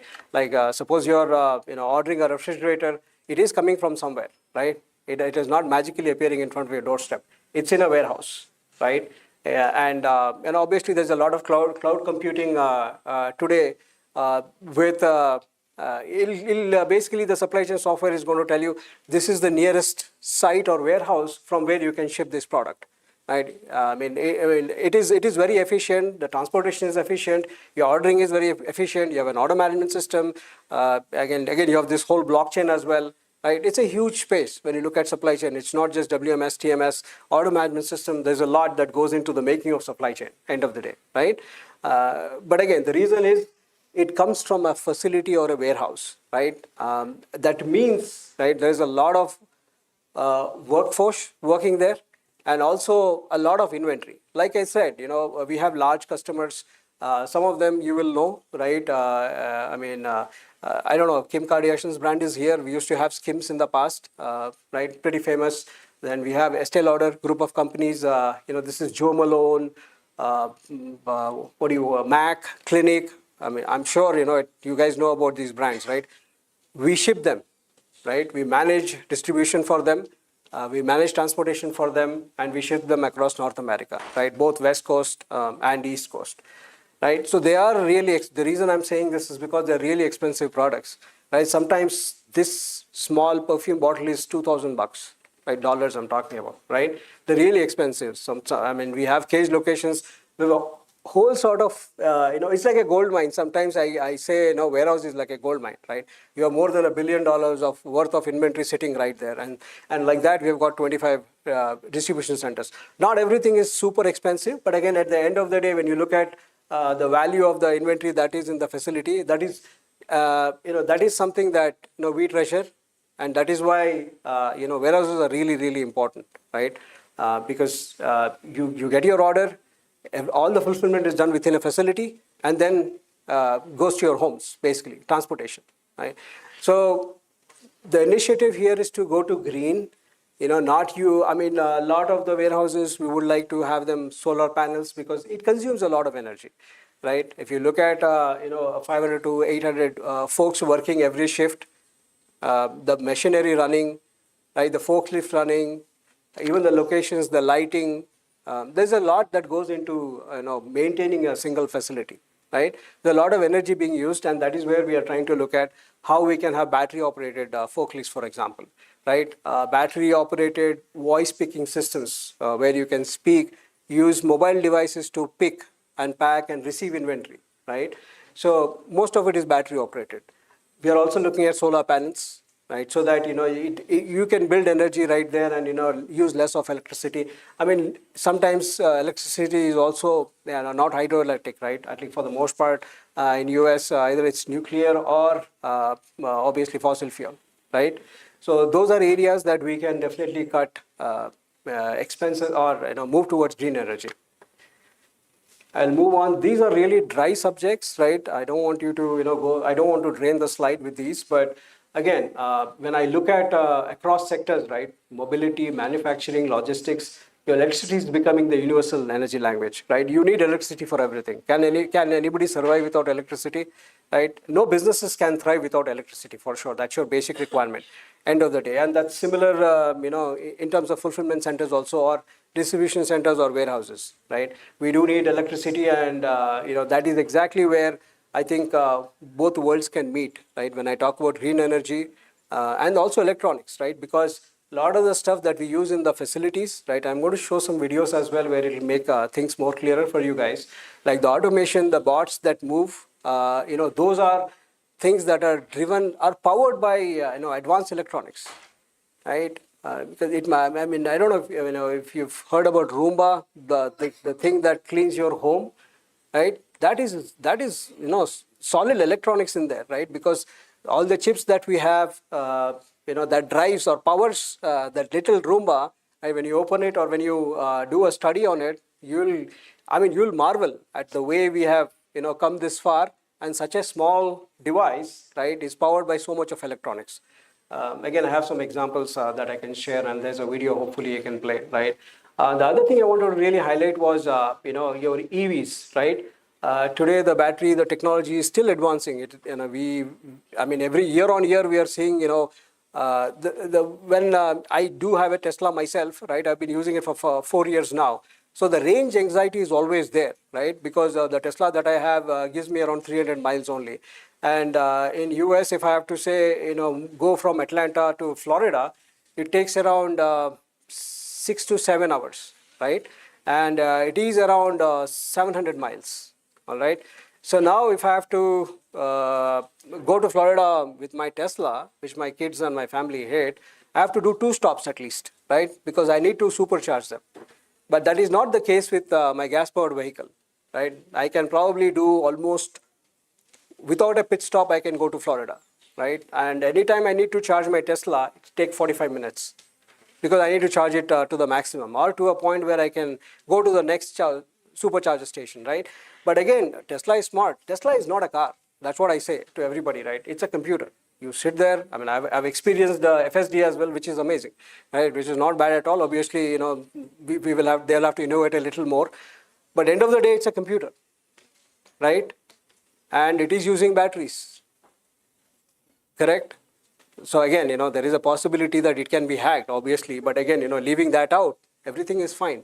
But again, the range anxiety is coming into play. So the battery technology will play a big part. Now, Mercedes, I think has come up with a car which they traveled across Europe. I think they have done 1,110 miles on a single charge, right? That'll be amazing. Once we get to that state, right? Obviously, it's still expensive. I mean, it should be viable, right? And we should be able to produce to the mass. Only then, I think, all these technologies will matter, and your green technology will also come into play, right? But again, it's a good start. We're not starting from scratch, right? Again, from our perspective, like I already mentioned, distributed energy systems, the balanced storage, robotics, and real-time energy analytics, right? This statement I really like because, electrical and digital domains, I mean, they are all dissolving. We are coming together now, right? This is just one fact I wanted to talk about. Obviously, sustainable electronics, because you go too much in electronics, there is e-waste. I think the previous speaker spoke about it. and I think Santosh, the Vice Chancellor also, Mr. Santosh, he also spoke about this. The wastage, right? I mean, we have 50 million tons of e-waste annually, right? And it will be growing. Because, what do you do with batteries once they are done? Like, for example, I'll go back to Tesla, 8 years, right? Battery life. What do you do with that after that, right? I mean, it will be dumped somewhere, correct?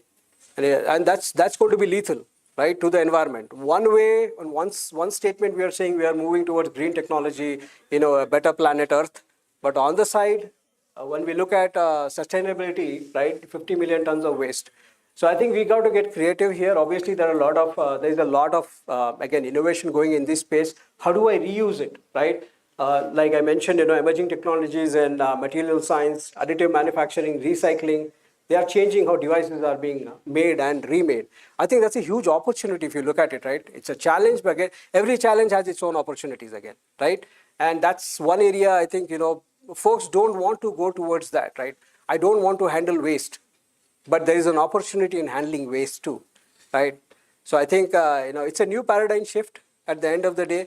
But again, you want to keep it green, a full circle. Not just be green because you bought a battery operated car. But again, how do you manage the waste, right? Especially in terms of, and there's a lot of electronics within Tesla also. What happens if it crashes? My boss, she's a CEO, her car crashed. She also had a Tesla. Right, it was crashed really bad, and they call it total in US. Right, that means it is not fit for road, so it has to be disposed of. So what happens after that? Because we see only to the point where it's a crash and that's it. We are done and dusted. But what happens after that? Right, we need to handle that waste. That's all electronics inside. Right? How do you handle the waste? Those are things that we need to look at. That is when we will look at sustainable electronics. That is what I would say. Right.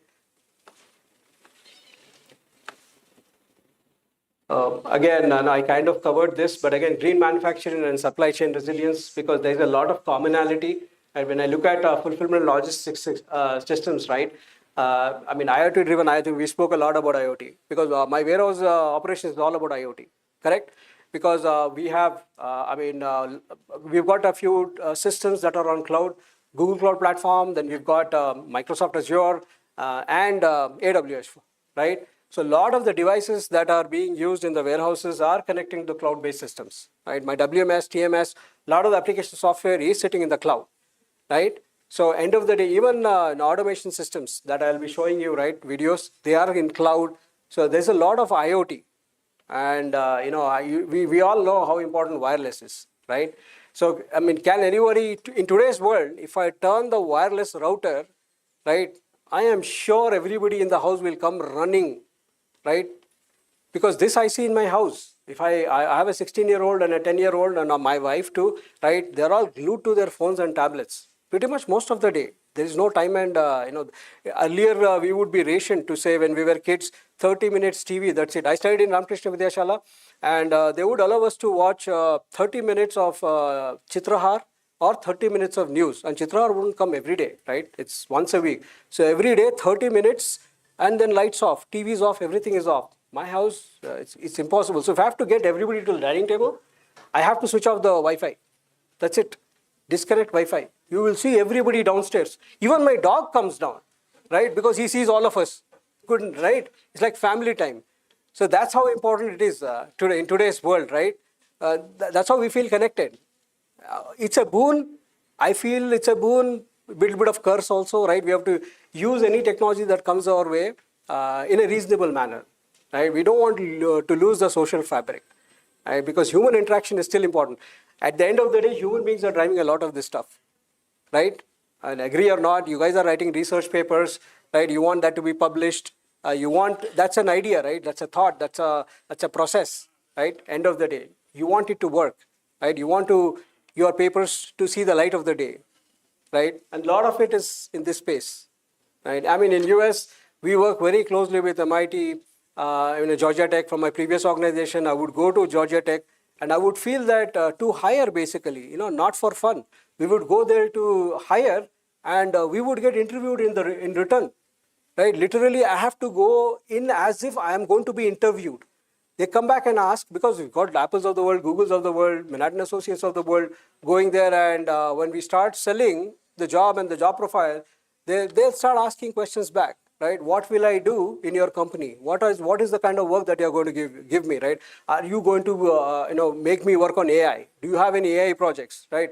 And we are opening our eyes to AI at the end of the day, right? Because I did not grow with AI. You guys are growing up with that, right? For me, I'm learning, right? So there is no age, right? Here, experience doesn't matter. End of the day, if there's a new technology, maybe yes, I've done this before in my past life, maybe a bit from a business perspective, but I have to learn. End of the day, right? So it's basically, they interviewing us and then they coming back and saying, we'll tell you later whether, we want to join your organization or go to some other organization, right?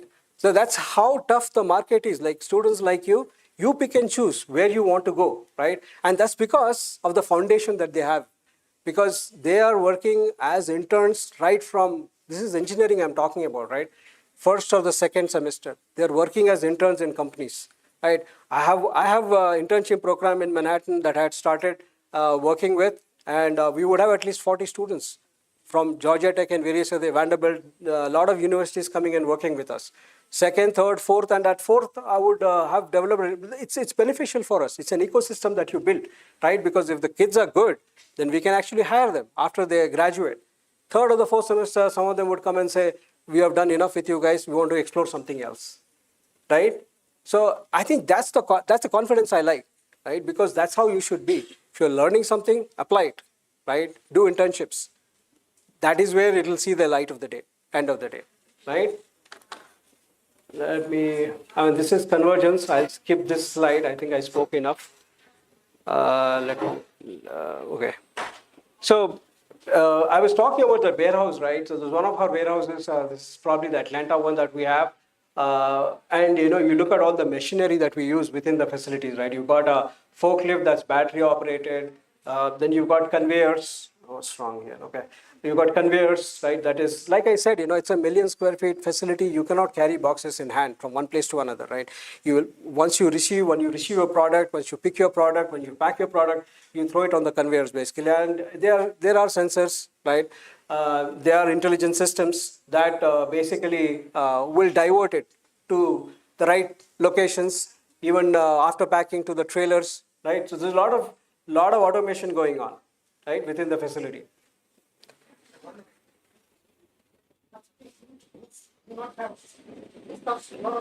Yeah, so that is the initiative. See, it depends on state governments also, right? Because there are a lot of codes in US. You cannot just do something and get away with it, right? So the state government has to sponsor. So this is something that we are doing in Europe, right? So there are a lot of codes that we are working with to make sure that we can start. We have started with street lights right now, right? But yes, to your point, US. I would say other countries are far ahead. If you go to California, you will see this, right? You will see solar panels. But this is one in Georgia, right? So obviously there are a lot of regulations that we will have to follow to even do that. Right? There are a lot of code building inspections, and obviously we're also looking at some grants and funding also from the government, right? That encouragement is still not right there. Incentives are still not right there. All right, but that's a good observation. Yes, because there are code. When you build a building or even a room like this, there are 7 inspections, and there are codes, right? So basically, if you want to put something on top of a warehouse, any change you want to make, it has to go through the codes and the inspections.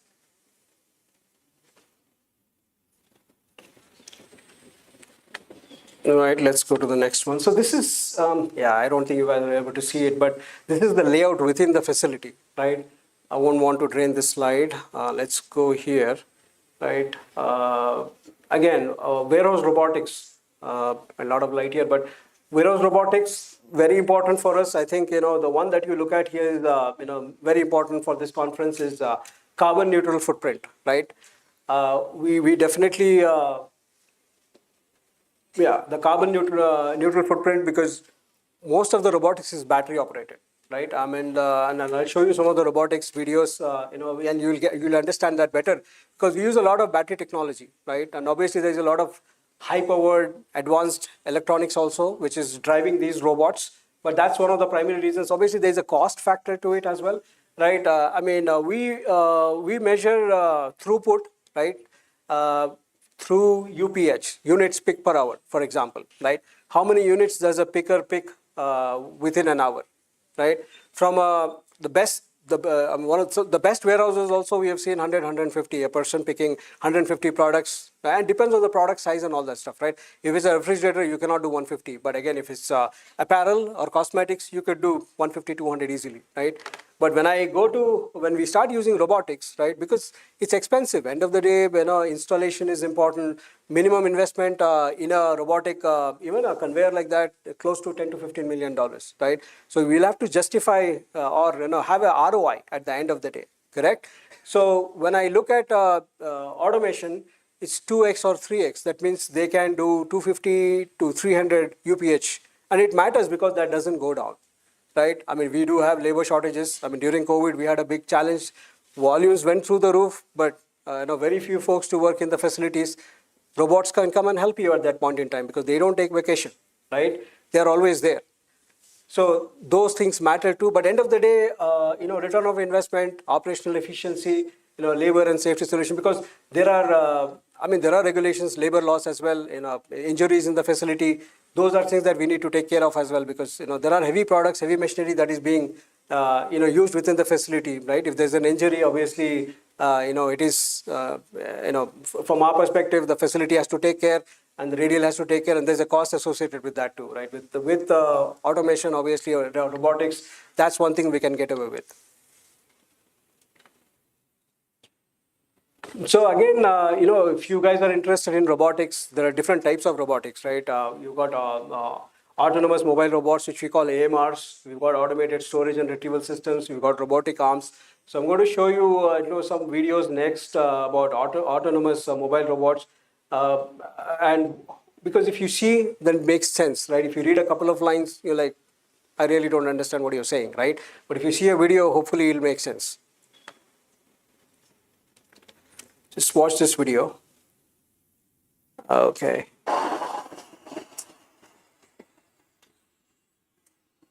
So what you're seeing is the bots. If you see, they've got lasers, right? And they are being used to carry products, and they also have a tablet. Okay, these are locust bots that we use in one of our facilities. And you look at the size of the facility now. Now it makes sense. When you go stand there, that will make sense, right? Because initially, when I started my journey in Manhattan, I started from Bangalore, right? And we were designing we were working on testing a lot of this stuff. We never understood anything, right? For us, it was all about, okay, you give us this specification, we will test this, we'll build this and send you out, right? But when I went, this was in UK, when I went there and saw it, it was not that big as well. It was a bit of an automated facility. This I'm talking about 2003, 2004 time frame, right? There was a bit of automation, and it was overwhelming to stand and look at the entire facility, right? This is what what we are building for from a software perspective, right? We make a difference, and that was also a medical. It did pharma, right? So it's life-saving products basically, going out of that facility. So then the reality kicks in. We are part of something bigger, right? We always feel it's a job. It's not a job, right?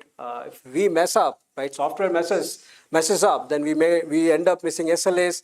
A patient may not be getting their medications end of the day, right? So that is the kind of influence you can have, right, with the job that you do. I mean, definitely it's left to an individual, right, how he or she feels about it. But I think the magnanimity really kicked in, when we saw this. So what you saw was the locust bots, right? Those were the bots that is carrying heavy totes, right, where users are picking into the totes. I have one more video where you will see it, but more importantly, what I wanted was for you guys to feel, right, how everything is electronics there, right? And it is IoT. It is talking over the wire to this one, I think, is the Google Cloud Platform, right, GCP, and it's talking over the wire. All the instructions, firmware, there is PLC, right, and a lot of advanced electronics.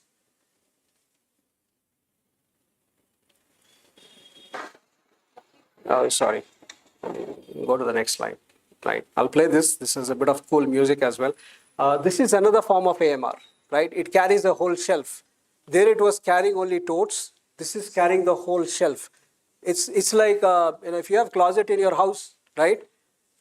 Like most of you will have closets in your house, right? Your clothes, you're sitting on your bed, right? And you're saying, I want to wear a pink dress, right? So the closet is coming to you, all right? And then you say, okay, you pick up the pink dress and you say, okay, thank you, and that goes back. So basically the closet is coming to you and going back. I mean, you've seen this in restaurants, right? Where the food comes on bots and then it goes back, right? Something similar at a larger scale. It can carry 1,000 lbs, right? 1,000 pounds, these bots. I'll play it. We have 250 such bots.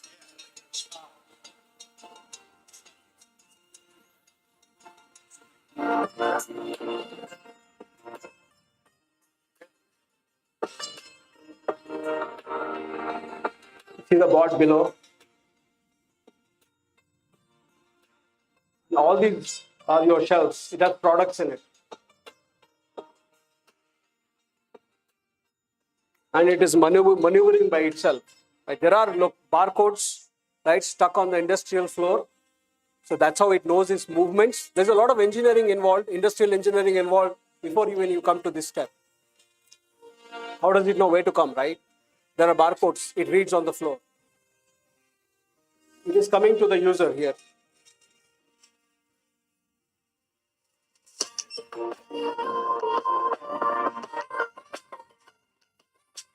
So the user is basically taking the product out. Like I said, the pink dress, right? He has an order in front of him.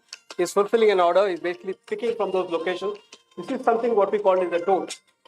And once he puts the machine even tells him how much to pick. So the light turns green and he pushes the port back. That means, he's finished with the picking of the product. Yeah. Now he's released the bot back and the bot is taking it back. So you've got, if you see the 250 bots roaming around the whole facility. No people, right? Do you see any people here? People are only on the pack stations, right? Where they're picking the product. Even if you want, you can go and dance in front of it. Nothing will happen. It will just bypass you and go. I've tried it.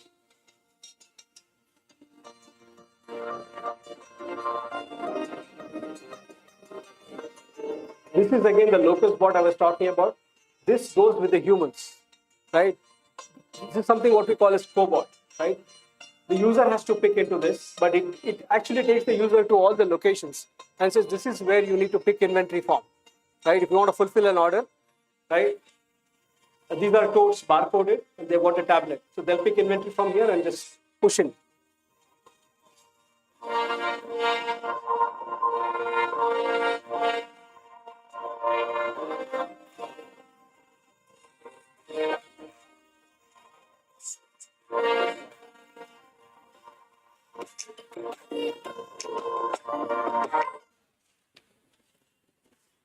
Yeah, I am always amazed when I see this, I get excited, right? I'm actually from instrumentation, really that is when I feel, because this is not just software, this is not computer science, right? I don't call it computer science. Yes, there is the applications running somewhere that is developed on microservices, Java, Spring Boot, you guys know about it, could be Python as well. But end of the day, that is core electronics, right? Advanced electronics, you got solid chips, right? Sitting right there, thinking and interacting, the PLCs, right? I was just talking as well today morning, and we were talking about microprocessors. 8085, 8086 is what we started with when we did our engineering. Obviously, you guys are not going to, read about it, know about it as well, I guess. But that's where we started, right? And today, look at where we are, and we can go further up as well. There are drones as well, which I could not get a video of. But the drones are also counting all the locations, right, within the facility. So when you look at the warehouses, which I showed you, right? If I'll probably go back here, I'll just show you this one. Probably look at the levels, right? How high they are, right? We can send drones there, right? We really don't have to do anything else. Now you've got all these conveyors running all over the facility. But look at mezzanine floors, third floor, fourth floor, all the locations. We can send drones there, right? Again, that's an advantage for us because we don't want forklifts drivers to go all the way up. Injury chances, inventory may fall off, products may fall off, right? We can send drones there. So, I mean, it's advancing at a rapid pace at this point in time. And what you're seeing may be old very soon. In the next 2 years, we may have some other technology coming in, especially in the robotic space, right? And there's a big opportunity. Why? Because power of electronics, right? And cloud computing, both are working together. And then you've got AI now, right? Because AI is helping us, build a lot of models, right? Because it knows, it reads the path, it knows which path to go, correct? Which is the shortest path that I can take. If AI takes a snapshot, today we are using LLM, right? But behind the scenes now, AI is reading everything, right? For this product, you've gone like, say, 5 times to get a particular product, traveled 5 kilometers, for example, right? That's 25 kilometers. How do I save? And AI is coming in there, right? Saying, instead of going 5 times, go once or twice. Consolidate your picks, consolidate everything, right? End of the day. So that is the power of AI. It is saving money, it is saving travel time, right? And also at the same time, energy consumption too, right? Even though it's battery operated, and these bots are really beautiful, right? They don't die on their own. They are so intelligent that if they are about to, say your phone is going to die, right? I mean, if you don't have a charger, you can't do much about it. You let it die. You have no choice. In fact, one of my colleagues, we were in Brussels. There's a place called Ghent and Bruges. He was with me in Bruges. He went off the train and wanted to visit Ghent. For whatever reason, because you're not dependent on GPS, right? His phone died, right? And he doesn't know the place. And he was walking all over the place. It was after 6 or 7, any European city kind of, you'll find them only in pubs. That's all. But outside on the street, you won't find anyone. And he was looking to come back to the railway station. It's confusing, right? He took an electric scooter. He lost his way, right? Then he tried to board a cab. He lost his way, right? Finally, he somehow managed. Then he was telling us the story, right? Why? Because his battery died, right? And he was not careful about it. He didn't have a power bank, obviously. The reason I say that is because this bot, 10 or 15, I mean, if it's got 10, 15% charge left, it'll go by itself. It will not pick up any task. It'll go by itself to the charging station. It'll charge itself and come back, right? It'll charge to at least 80, 90% and come back based on the workload that is in the warehouse. So intelligent, right? And every time it's going to do that way. For us, maybe 5 out of 10 times we'll do it, right? 5 times we were lazy or we were overconfident, right? All that is gone now. Because what happens then is there's loss of productivity, right? Absolute loss of productivity because, your battery is dead, you cannot scan, you cannot work, right? You lose an hour or two of say 500 folks, right? Just do the math yourself, right? Hourly, if you are paying $20, $25, 500 folks do that, this guy won't do it, right? This guy is smart, right? This is one more. I don't know how visible this will be for you guys, but this is a robotic arm. You see that, right? It is picking product, right, through a robotic arm. So basically, it's doing a picking operation, picking from the shelves. This is for cosmetics, right? Like Estee Lauder products, cosmetics. Again, there are different automations for different products also, right? It's not one shoe fits all. End of the day, but this is picking products, putting into a tote. Right? It is the reason it did that is because it's trying to figure out the volumetrics, right? How much can I fit in, right? Automatically. That's called a tote. The blue color box is a tote. It's going to put products in there.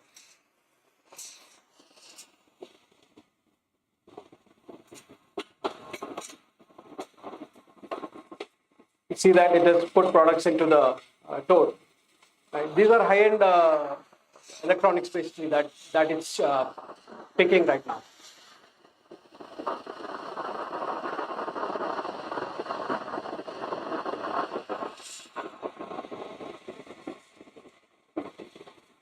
I'll give you a minute to process this. Right? Again, this is again a kind of AMR, right? But all this, right, there are hundreds of sensors there. There are at least 25 cameras it uses, just one robotic arm. Hundreds of sensors, 25 cameras. I mean, it's like goodness me when you see that work, right? But again, it's highly effective. The picking rate goes through the roof, when you actually see it in action, when you actually, start operationalizing it in your facilities. But again, it's technology, right? Again, driven by electronics here. Right, all the sensors, all the radar systems that you have, even the other bots, they have radar systems inbuilt, LiDAR or whatnot, right? Because the technology is changing every day, right? And again, it has to be cost effective too, right? I mean, you can have the best of the best sensors, but if it's not cost effective, we can't use this daily use, right? So, the prices have to come down. It has to be ready for mass consumption. But innovation is happening in this space really fast. Right? A lot of startups are coming in this space too, right? These are not companies that existed, 5 or 10 years back. In the past 3-4 years, they have mushroomed, and more are mushrooming at this point in time, right? So I think that's a big opportunity. I mean, in India also, it's a huge opportunity, investment opportunity, innovation, right? That is the key at the end of the day. I mean, the technology is out there, right? We just have to keep refining it.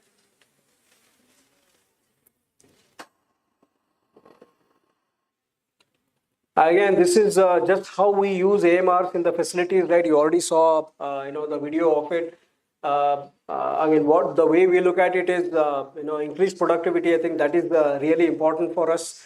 And we also have robots as a SaaS model, right? We don't buy robots anymore, right? We rent them because we are getting into this peak season in US. You may have heard about it, which we call Black Friday and Cyber Monday, right? November 24th, the volumes. I mean, a lot of companies like us, we probably make 70% of our revenue. I mean, we are more than $1 billion revenue in radial North America. Probably make 70% of the revenue in just 10-15 days. Can you imagine that? Look at the volumes, right? And we deploy close to 5 to 10,000 additional folks, which we call temp workers, within our facilities too during that time. Right, that's a huge time. Even an hour, if a system is down, we are losing money. Correct? These guys, we scale. Right? Like I said, we had 250 bots. At this point in time, we probably scaled to 500 or 600 in the facility. So they're like, roaming all around the floor. But we also need to train warehouse workers to make sure that, we don't come in the way of those bots, because even if it takes a slight turn, for example, right, you're losing time.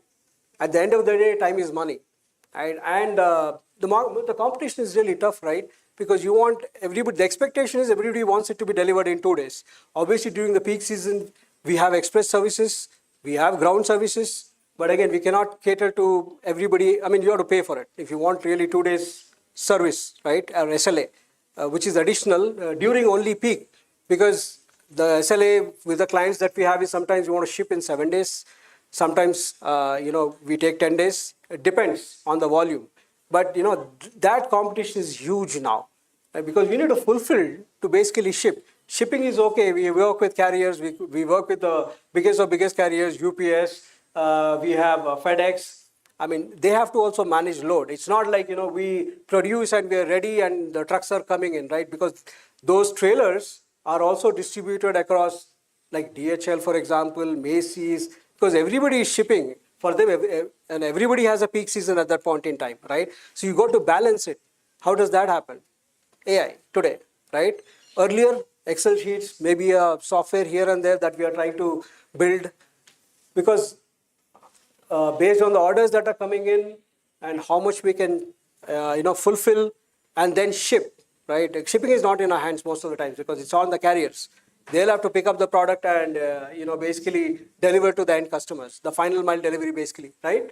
So there's a lot of coordination that goes on. But again, the reason I call it out is because these guys help, right? Because, if you want to scale, we can scale very easily with these guys, right? When I say these guys, it's the bots. Is there a time penalty in customizing it to your own requirements? No, that's the beauty, because, you can plug and play. It's like Alexa, like somebody was talking about, right? So you get 10 more bots, they can just be added to the network, right? So it's plug and play. So there is no training involved. That is one good call out you did, because when we hire temp workers, we train them for 2 to 3 weeks, right? Again, training is not like somebody can take it very easily. They're 95% productive. Somebody's 100% productive. Somebody's just 60% productive, right? That's not the case with these guys, right? They come in, they're 100% productive. They're online immediately.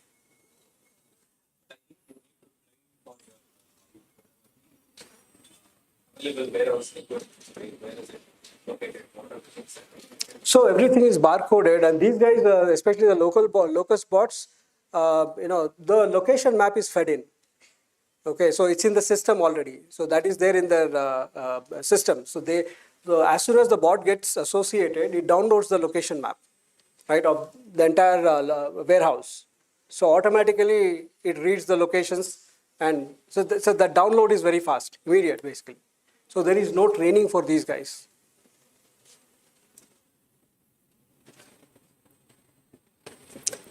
And these are called skypots. So basically, they are bots also. I couldn't get a video of this, right? We have it in our Allentown, Pennsylvania facility. So here, those areas that you see where I'm pointing out to, they are all locations. So the bots go up and down, right? They go horizontally and vertically, right? They pick products, come down and bring it to the pack station here. So these are the stations where the bot brings the products to, right? So there is no human intervention in this space. They bring the products, they drop it here, and then there is the human interaction here where they pack the products basically. But all the picking happens within this area, right? And the bots are moving up and down, right? That's another fascinating thing, when you see it live in action. Obviously, when I started at Radial, they were starting this project at that time, so it was a good experience for me as well. I've done this in Europe. This is a very expensive system. This is close to $70 million, right? This is just the system that you're seeing here, right? And annually, for maintenance, we spend $1 million, right? So you can imagine what is the throughput that we would expect from this, right? To even have this. Obviously, we've got a very high value customer with us here in this facility, but end of the day, when it works like a charm. But when the day it doesn't work, it's fun. You saw Geek Plus, you saw them pull the shelves, right? So these are the bots basically. Pallet to person we say, or goods to person we say, or shelf to person, tote to person, we can use it whichever way we want. But again, in our facilities, we are getting the whole shelf, the whole set of locations to the user. This is what I was, God, this is not visible at all. I'll read it out, right? This is what I was talking about, the advanced sensors, right? Scanners, vision systems, you've got advanced cameras, edge computing, embedded systems, RAMs. We've got something called FPGAs. This is field programmable gate arrays for high-speed parallel processing, because these guys all do high-speed parallel processing, right? GPS hardware, precision positioning technology. This is key because I think somebody else talked about it as well before me. Exactly where the bot needs to be, it knows, right? That is because of the precise positioning technology. There are a lot of algorithms running. There's obviously a lot of disk storage that is being used. It logs a lot of data. High-speed network, again coming to electronics, radar system component, and intelligent software and hardware. This is what we talk about, cloud computing, right? And AI and IoT. So all this is coming together, right? There's a software piece, there's a hardware piece, the firmware piece, electronics piece. So everything is coming together here, like you saw, right? And the battery technology. That is evolving.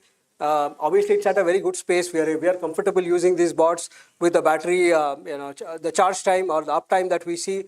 But there is improvements going on in that space, and these vendors continue to work on this technology, because battery technology is important, right? With minimum charging, if I can do a shift is 8 hours, right?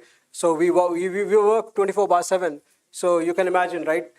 3 shifts. If the bot can work 1 shift entirely, that's awesome. Or else there's a lot of time that goes in charging as well, end of the day.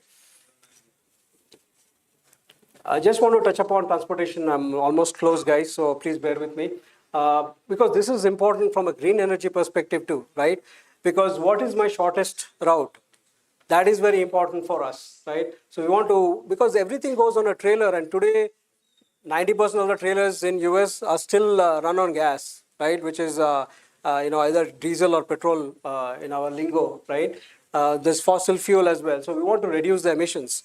A lot of emissions, then CO2 in the air. Yeah, we do have traffic jams in US as well. The place where I come from, Atlanta, that also has amazing traffic jams in interstates. I have one which is called 400. It's like Bangalore, right? Bumper to bumper traffic. Even with a Tesla, you can't do much. It'll just stand, right? But again, the reason I call it out is primarily carbon neutral footprint. Right? That's what we want to get to.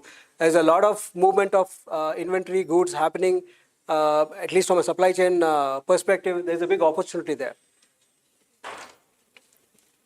So, I mean, a lot of route planning today is done by our software, right? This is the software piece of it. There's AI coming in as well. What is the best way to go from point A to point B, right? I'm not sure this is probably from East Coast to West Coast almost coming, right? So it gives you a lot of routes, right? Consumption of fuel or energy needs to be the least, be it battery technology or fossil fuel or gas, whatever, right? We want to look at the shortest path. I mean, you can imagine the number of deliveries that we do on a daily basis. Every truck, right? I mean, if you look at Amazon, I won't even want to compare with Amazon. Even our sites, right?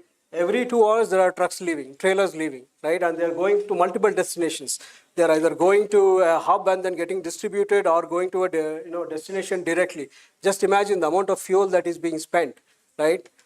So basically, a lot of the software that my team develops and works on also is focused on this area, right? Across North America, what is my best, shortest possible route? We work with carriers too, right? And make sure that we find the best, shortest path. I mean, our way of giving back in terms of green energy, right?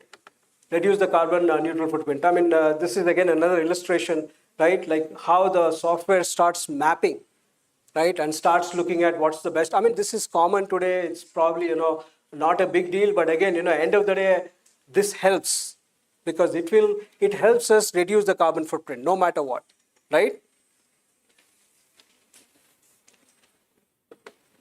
I mean, there's the math that we do. We create shipments where you have packages, like the packages that you get from Amazon, right? They are bunched together. Like we have something called zip codes, right?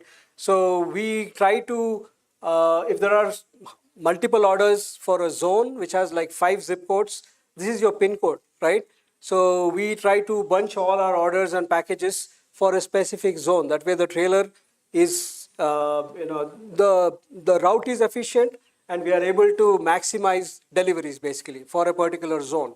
So that is what this is doing. It's creating a shipment. It is associating all the packages assigned to a particular route. And then obviously it will assign a trailer. We send this information to UPS. UPS knows in advance that these are the number of packages that we have at this point in time for these orders. And obviously they have their algorithms and they send their trailers. And then, we also let them know this is the best possible path. I think, Mr. Iyengar was talking about hurricane and tornado, pretty common, right? There is snowstorms, especially during November. We face snowstorms. We'll have to, again, that's where probably AI will come and help us this time. Last year, we couldn't leverage that a lot. You have to look at the weather forecast. In US, it's very important. I think even here, it's important, I guess. But again, in US, we are highly dependent on the weather forecast. Right? If there is a tornado, if there is a hurricane, or if there is a problem, right? Because everything goes through interstate highways. So it helps, right? I'm hoping that this time we can leverage a lot of that from an AI perspective. Future trends, I think you all know about it, right? AI-driven robotics, machine learning, human-robot collaboration, and obviously sustainable robotics, right? And this was my last slide, guys.